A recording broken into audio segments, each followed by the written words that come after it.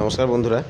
দুজন বন্ধু তোমরা আগের ভিডিওতে কমেন্টস করে জানতে চেয়েছো যে তোমরা টাকা কবে পাবে। তাদের উদ্দেশ্যে আমি জানাই যে সূত্রের খবর অনুযায়ী যে এমপ্লয়মেন্ট ব্যাংকের যে তোমাদের এই জুন মাস পর্যন্ত মার্চ এপ্রিল মে মানে 3 মাসের যে বকেয়া টাকা 4,500 টাকা, এই টাকার পুরো অঙ্কটা তোমরা কিন্তু এই মাসে পাচ্ছ না।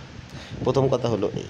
তবে হ্যাঁ, মার্চ এবং এপ্রিল মাসের টাকাটা তোমরা সোমবার অথবা মঙ্গলবার পেতে পারো। পাবার চান্স কিন্তু 90% অ্যাবভ। ঠিক আছে, যেটা সূত্রের খবর সেটা হচ্ছে এই যে মার্চ এবং এপ্রিল মাসের টাকাটা তোমাদের 12 তারিখের আগেই সরকার রিলিজ করে দেবে, তোমাদের অ্যাকাউন্টে টাকাটা ক্রেডিট হয়ে যাবে। দ্বিতীয় কথা হচ্ছে এই যে এরকম আর একটা সুযোগ বা সুবিধা যাতে তোমাদের হয়তো তোমরা জানবে, যেটা হচ্ছে ই-শ্রম কার্ড। ই-শ্রম কার্ডটা যদি তোমরা এখনও পর্যন্ত আপডেট না করে থাকো, ওটাতেও কিন্তু একটা বিরাট বড় সুযোগ আসতে চলেছে, যেটা সূত্রের খবর। তা ই-শ্রম কার্ডটা কী আপডেট করবে সেটার ভিডিও কিন্তু আমার অলরেডি রেডি করা আছে, বানানো আছে।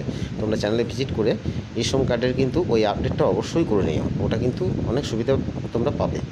দ্বিতীয় কথা এই যে বাকি যে 1 মাসের মানে মে মাসের টাকাটা তোমরা এই মাসের 27 তারিখে পেলেও পেতে পারো, আর না হলে তোমরা ওটা জুলাই মাসে 27 তারিখে 2 মাসের টাকা তোমরা পেয়ে যাবে। ঠিক আছে, সূত্রের খবর ছিল এই। তবে হ্যাঁ, টাকা কারা পাবে সেটা তোমরা ভালো করে জেনে নাও, কারণ অনেকজনের নাম কিন্তু লিস্ট থেকে বাদ চলে গেছে। কেউ হয়তো অ্যানেক্সার 3 জমা করোনি, বা জমা করেছো সেটা সম্পূর্ণভাবে সেটা সঠিকভাবে হয়তো সেটা সাবমিট হয়নি।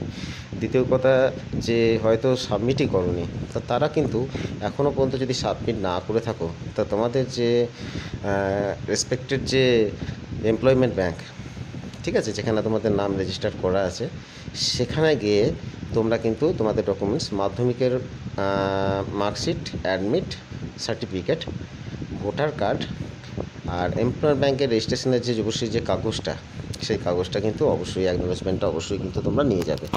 ওটা নিয়ে গিয়ে তোমরা ওখানে বলবে যে এই ব্যাপার, এই জন্য তোমরা অ্যানেক্সার 3 জমা দিতে পারো নি। কোনো একটা কারণ অবশ্যই তোমাদের দেখাতে হবে, বা সেটা লিখিতও দিতে হতে পারে, একটা দরখাস্ত যদি পারো তো সেটা লিখে নিয়ে গেলে বেশি ভালো হয়। তো দরখাস্ত তোমরা 2 কপি করবে।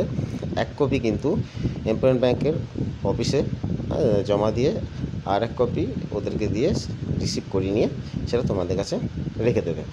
তাহলে এটা কিন্তু যদি তোমরা সোমবারে করো, তাহলে আমার মনে হয় যে মঙ্গলবারে যদি টাকা রিলিজ হয়, তাহলে কিন্তু তোমরা মঙ্গলবার পর্যন্ত সে টাকা হয়তো পেয়ে যেতে পারো, যদি তারা আপডেট করে দেয় তোমাদের অ্যানেক্সার 3। ঠিক আছে, এটা কিন্তু খুব তাড়াতাড়ি করে নিও।